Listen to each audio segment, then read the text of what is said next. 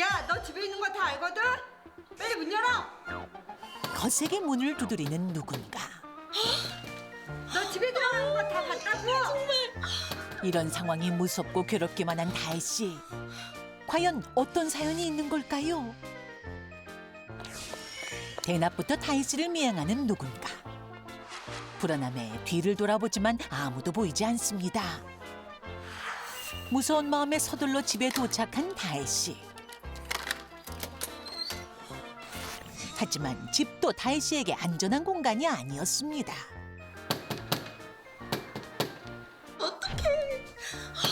왜 이러는 거야?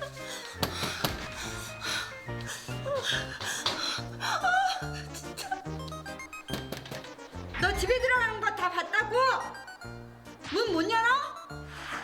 급기야 비밀번호를 누르기까지 하는데 다혜 씨를 극심한 공포에 떨게 만든 정체는 왜 이렇게 문을 안 열어? 엄마 목 쉬겠다. 공포의 대상이 엄마? 왜 자꾸 찾아오시는 거예요? 엄마가 딸 집에 오는데 뭐가 대수야? 이게 또 이 지방골이 이게 뭐니? 어? 뭐야? 어?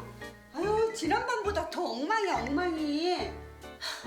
김서방한테 맨날 술 먹고 난리쳐서 저 이혼당했어요. 그것도 모자라서 남의 직장까지 쫓아와가지고 돈 달라고 깽판을 쳐요? 덕분에 저 회사도 잘렸다고요. 나한테 이래놓고 도대체 이제 와서 왜 이러시는 거예요? 피는 물보다 진하다는 말 몰라? 어이, 부모 자식 간에 그깟 일을 어떻게 안 보고 살아? 자꾸 이렇게 찾아오면 저 스토킹으로 신고할 거예요. 가족이어도 못 참아 스토킹으로 신고하겠다는 딸과 스토킹? 너랑 나랑은 모녀지간이야. 가족 간에 무슨 스토킹이야? 가족 간의 스토킹이 웬 말이냐 납득할 수 없는 엄마. 우리 이미 연 끊었잖아요. 가족이어도 저 신고할 거예요. 과연 가족 간에도 스토킹 범죄가 성립될지 스튜디오에서 자세히 알아봅니다. 피는 물보다 진하다고 그러고 엄마와 딸은 이제 친한 경우가 많아가지고 저는 이 화면 보면서 저 드라마에나 나오는 설정 아니에요? 라고 슬쩍 변호사님께 여쭤봤더니 실제로 꽤 많다고 하시는 거예요. 네. 근데 저런 경우에 이렇게 스토킹이 성립될지 전 이런 궁금증이 들어요. 아니 그래도 네. 제가 볼 때는 이게 엄마는 좀 너무한 게 아닌가. 그래도 가족이지 않습니까? 아니 그게 엄마를 스토커로 신고하는 거는 말도 안 되는 것 같고. 아니 그렇게 따지면 뭐 저도 뭐 형님이랑 뭐 형이랑 뭐 세게 싸웠어요. 그럼 제가 형이랑 뭐 스토커로 신고할 수는 없지 않습니까? 예. 뭐 어떻게 된 겁니까? 이거? 빨개지셨어요. 예. 왜 좋으시잖아요. 아니 근데 저는 오죽했으면 이렇게 신고를 했을까 이런 생각이 들더라고요. 아니 그러니까 피는 물보다 진하다고 진짜 그 말이 맞거든요. 그래서 사실 가족 간에 너무 친한 사이기 때문에 한 번 상처를 주면 깊게 상처를 더 받는 것 같아서 저는 충분히 이해합니다. 이럴 수도 있다. 이게 예. 가족 문제라서 참 어려운데 가족 간에 뭐 기분 나쁘다고 스토킹이 될 수 있는 건가요, 변호사님? 네. 조금 전에 영상으로 보신 것들 네. 실제 사례입니다. 어머나. 실제 사례에 바탕했고요. 그리고 그 사건에서 엄마에게 스토킹이 인정됐습니다. 네. 그 실제 사건에서는요. 어릴 때부터 이제 엄마가 딸에게 폭언을 했어요. 그래서 관계가 좋지 않고 불화가 있었고요. 그래서 성인이 된 딸이 독립하면 아예 인연을 끊었습니다. 네. 연락을 아예 주고받지 않았어요. 멀리 했어요. 그런데 그렇게 오래 살다가 엄마가 이혼을 했고요. 또 이혼한 후에 전 남편에게 또 연인이 생기면서 또 이걸 뭐 호소하고 같이 이야기할 사람이 없던 거예요. 그래서 오래간만에 이렇게 딸에게 연락을 했던 건데 또 딸 입장에서는 또 다르잖아요. 받아들이는 게. 네. 이제 문제가 되니까 엄마는 이렇게 말했습니다. 이건 딸 걱정돼서 찾아간 거지. 이게 뭐가 문제가 됩니까? 라고 주장을 했습니다만 사실 법원은 다르게 봤습니다. 왜냐하면 애초에 폭언 때문에 관계가 좋지 않았고 또 수년에 걸쳐가지고 엄마가 딸에게 연락을 했지만 딸이 연락을 거부하고 전화번호도 바꾸고 주소도 바꿨어요. 이사 갔어요. 그러고서는 엄마에게 알리지도 않았습니다. 이거는 연락을 거부한 것이다. 그런데도 계속 연락을 시도했으니까 이거는 스토킹이 맞다. 없다라는 판단이 내려졌습니다. 네, 그러니까 딸이 가정폭력 피해자라고 생각을 하고 이제 다시 생각해보니까 확실히 이제 감정이입이 되는 것 같아요. 근데 또 그 어머니는 자기 감정 해소할 대상이 없으니까 또 저렇게 또 딸을 이용하려는 관계인 것 같고요. 근데 주소지를 어쩜 이렇게 잘 알고 찾아와요? 어떻게 하는 걸까요? 그러니까 실제로 저도 이제 이런 사례 상담을 하는데요. 이제 뭐 쉽게 얘기하면 옛날에 그런 거 있잖아. 뭐 마음에 안 드는 자식 있으면 호적에서 파버려. 맞아요. 뭐 그렇게 얘기를 하기도 하고 또 부모님 같은 경우에는 저 부모님하고 연을 끊을 수 없나요? 나 상속 안 받아도 되니까 정말 부모님에 대해서 더 이상 소식을 안 받았으면 좋겠다 이렇게 하소연하는 분들이 실제로 있으세요. 그런데 이제 이 가족 관계는 뭐 혈연으로 이루어진 기 때문에 끊을 수는 없는데요. 다른 방법이 두 가지가 있습니다. 하나는 이제 주민등록 번호를 변경하는 제도입니다. 그래서 이런 피해 사실을 입증했을 경우에 주민등록 자체를 변경할 수 있는 방법이 있고요. 또 하나는 가정폭력 사실이 있었을 때 이제 부모라면 무조건 이 아이에 대해서 주민등록 등본이나 초본을 발급받을 수가 있어요. 그러니까 어디 사는지 알려면 일단 등본과 초본을 발급받으면 최종 주소지가 나오기 때문에 거기를 찾아갈 수가 있거든요. 그래서 이 열람을 제한을 하도록 신청하는 방법이 있습니다. 그래서 이 두 가지를 좀 활용하시면 도움이 되지 않을까 싶습니다. 그 많은 분들이 보셨던 드라마 더글로리 기억하시죠? 맞아요. 거기 송혜교 씨가 주인공이었는데 극 중에서 딸 송혜교 씨가 잘 되니까 엄마가 딸 일하는 학교로 찾아와서 맞아요. 행패를 부리는 그런 장면이 나옵니다. 근데 실제로도 가족 간의 스토킹이 좀 많이 일어나나요, 변호사님? 네, 그렇습니다. 통계자를 보면은 뭐 과거 연인 관계라든지 아니면 현재 연인이 가장 많죠. 그런데 그뿐만 아니라 전 배우자 또는 현재 배우자도 상당히 많습니다. 또 그뿐만 아니라 뭐 형제, 자매, 남매 간에도 스토킹이 계속해서 벌어지고 있는데 물론 여러 가지 원인이 있습니다만 그 중에는 가정폭력도 있고요. 또 재산 다툼도 이유 중에 하나입니다. 최근 사례 중에 하나를 보면은요, 50대 남성이 이제 부모에게 물려받는 식당 운영권 관련해서 누나와 갈등이 있었어요. 그래서 이 누나를 계속 따라다니고 주변을 돌면서 이제 차량을 파손하기도 하고 또 심지어 뭐 죽여버리겠다 이런 끔찍한 내용의 협박을 반복적으로 이제 문자 메시지를 보내면서 했습니다.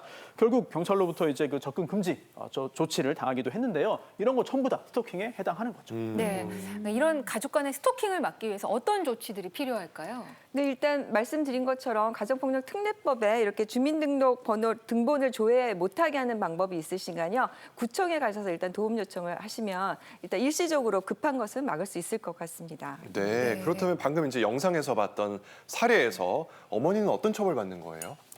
이 어머니는 2차례에 걸쳐 방문을 했는데요. 시간대를 보니까 한밤중에 찾아가서 초인종을 누르고 소란을 피웠습니다. 그래서 스토킹 범죄 처벌 등에 관한 법률 위반 하나, 그리고 주거 침입 혐의 이렇게 해가지고 벌금 300만 원이 나왔고요. 스토킹에 관해서 이제 그 강의를 들어야 됩니다. 이럴 경우에 그래서 스토킹 치료 프로그램 40시간 이수 이것이 나왔습니다. 이 사례에서는 그랬고 보통 그러면 스토킹으로 신고하면은 어떤 처벌을 받게 되는 건가요? 네, 단순 스토킹 행위인지 아니면 스토킹 범죄인지를 나눠서 봐야 되는데 스토킹을 지속적으로 또는 반복적으로 하면은 범죄가 됩니다. 이때 형사처벌 대상이 되는데요. 법정형은요 3년 이하의 징역 또는 3천만 원 이하의 벌금이고요. 또 흉기나 그밖에 위험한 물건을 휴대하거나 이용해서 하면은 법정형의 수준이 올라갑니다.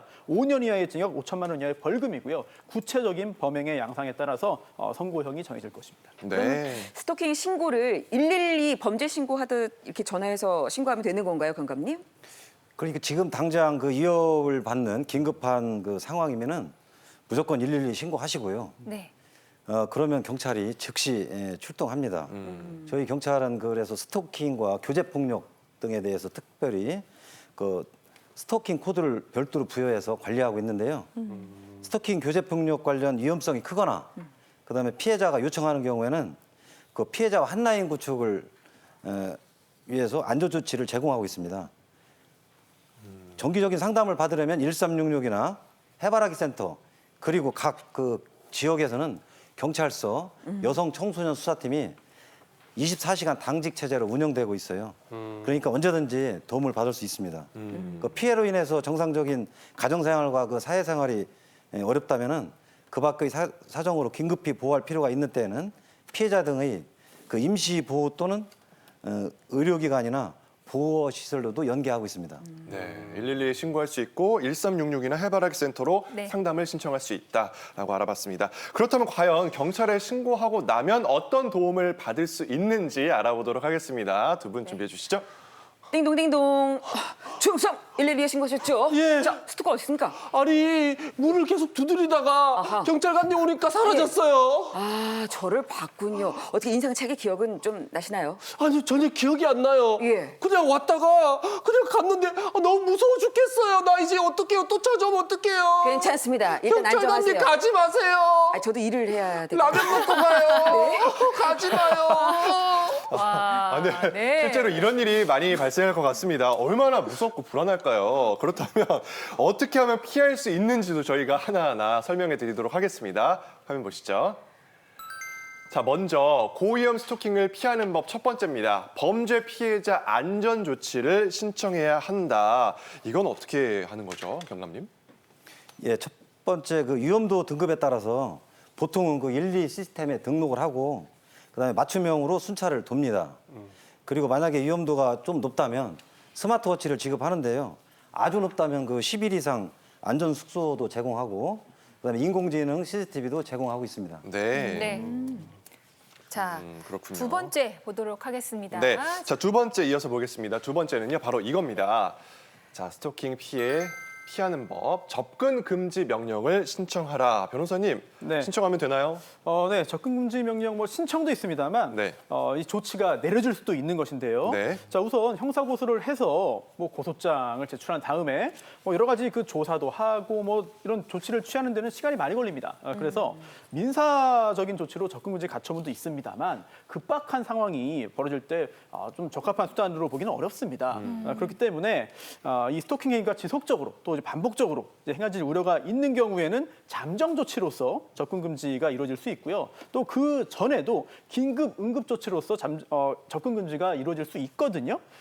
주거로부터 100m 이내에 접근 금지 조치가 이루어지거나 아니면 이제 전기통신을 이용한 접근이 금지되는 그런 경우들이 있기 때문에 적극적으로 이제 시도를 할 필요가 있겠습니다. 네, 그 접근 금지 명령 이거 중요한 것 같은데 그 신청 어떻게 하면 돼요? 사실 이 접근 금지 가처분은 민사상의 절차이기 때문에 법원에 신청서를 내고 해야 되는 것인데 지금 말하고 있는 것들은 사실 그보다 형사적인 절차를 말하는 것 같아요. 그래서 이때는 경찰에 이제 신고를 할 때 저 막아주세요. 접근하지 못하도록 해주세요라고 해서 긴급 응급조치로서 접근 금지를 요청할 수 있고요. 또 다만 이거는 요청하지 않더라도 경찰이 직권으로 할 수도 있습니다. 자, 그리고 이런 재발 우려가 있는 경우에는 이제 법원이 내리는 건데요. 경찰이 신청하고 검사가 청구하면 법원이 판단을 해서 이제 잠정 이제 처분으로서 잠정 조치로서 접근 금지를 할 수 있는데요. 이러한 것들 뭐 실제적인 효력은 크게 다름이 없습니다만 그 절차에 따라서 그 상황에 따라서 적극적으로 알아보고 시도를 할 필요가 있겠습니다. 네, 이렇게 통보서가 나가는군요. 자, 이어서 스토킹 피해를 피해가자 세 번째입니다. 함께 보시죠. 자, 이겁니다. 긴급 보호시설 신청.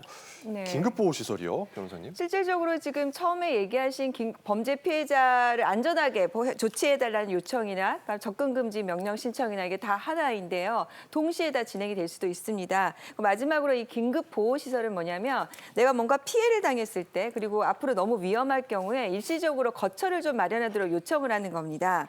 사실 이제 경찰 입장에서는 이 정도의 내용이 필요한지 안 하는지 판단하기 어려우니까 본인이 필요하시면 이런 시설로 날 좀 보내달라 이렇게 요청을 하시면 도움이 많이 될 것 같습니다. 네. 1366 센터에 신청을 하실 수가 있고요. 또 보통 보호기간은 3일 이내에 보호를 하고요. 원칙으로 하고 필요시까지는 7일까지도 연장이 가능하니까 일시적으로 심리 지원이나 이런 뭐 신체적으로 피해가 있었다면 치료까지 받으실 수 있어서 이런 보호시설을 이용하시면 좋을 것 같습니다. 네.